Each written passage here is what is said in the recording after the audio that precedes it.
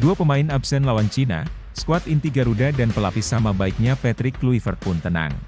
Sementara raihan Indonesia di putaran ketiga kualifikasi Piala Dunia zona Asia, tak ada tim Asia Tenggara yang mampu menandingi. Tak akan ada tim Asia Tenggara lain yang bisa mengikuti jejak timnas Indonesia di babak ketiga kualifikasi Piala Dunia 2026 zona Asia.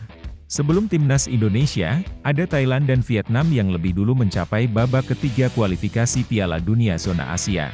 Thailand melakukannya pada 2018, sedangkan Vietnam pada 2022. Hasilnya dari 10 laga yang dijalani, skuad asuhan Kiatisuk Senamuang hanya mendapatkan 2 poin. Sementara timnas Vietnam, yang mana mengemas 4 poin dari 10 pertandingan. Hasil paling baik dicatatkan timnas Indonesia di babak ketiga kualifikasi Piala Dunia 2026 zona Asia. Padahal, secara kualitas lawan, rival timnas Indonesia di babak ketiga kualifikasi Piala Dunia 2026 zona Asia tak jauh berbeda dengan Vietnam dan Thailand. Timnas Indonesia satu grup dengan Jepang, Arab Saudi, Australia, Bahrain dan Cina. Meski diapit negara-negara yang rutin dan pernah lolos ke Piala Dunia, kecuali Bahrain yang mentok di babak playoff, timnas Indonesia tidak minder. Skuad Garuda berhasil mengemas masing-masing 4 poin dari Bahrain dan Arab Saudi, serta 1 angka kontra Australia.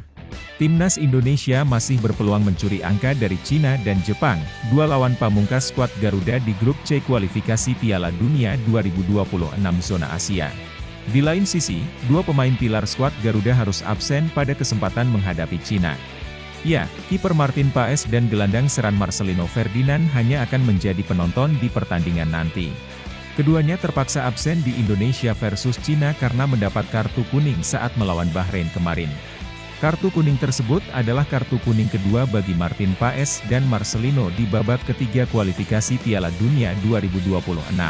Kira-kira siapa yang layak menjadi pengganti keduanya untuk duel versus Cina nanti? Emil Audero sudah menjadi WNI sejak menjalani sumpahnya pada Senin, 10 Maret 2025. Audero dikenal sebagai kiper dengan refleks cepat, kepercayaan diri tinggi, dan kemampuan distribusi bola yang baik. Performa konsistennya di Serie A membuatnya diperhitungkan di level tertinggi sepak bola Italia.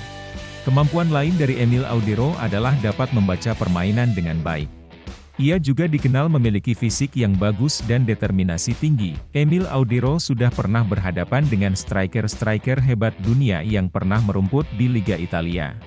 Satu di antaranya superstar Portugal, Cristiano Ronaldo. Dengan segudang pengalamannya itu, membuat pemain kelahiran Mataram, Nusa Tenggara Barat sangat layak menjadi pengganti Martin Paes di bawah mistar gawang. Sementara, Eliano Reijers adalah pemain sepak bola serbaguna yang memiliki kemampuan beradaptasi cepat di berbagai posisi. Ia mampu beradaptasi dengan cepat di berbagai posisi, baik dalam pertahanan maupun penyerangan. Fleksibilitasnya di lapangan menunjukkan kualitas dan kemampuannya yang mumpuni. Secara umum, pemain 24 tahun itu bisa menempati sejumlah posisi, seperti bek sayap kanan, gelandang sayap, gelandang serang, hingga penyerang sayap. Eliano Reijers bermain 45 menit saat menghadapi Australia dan 16 menit ketika bertemu Bahrain.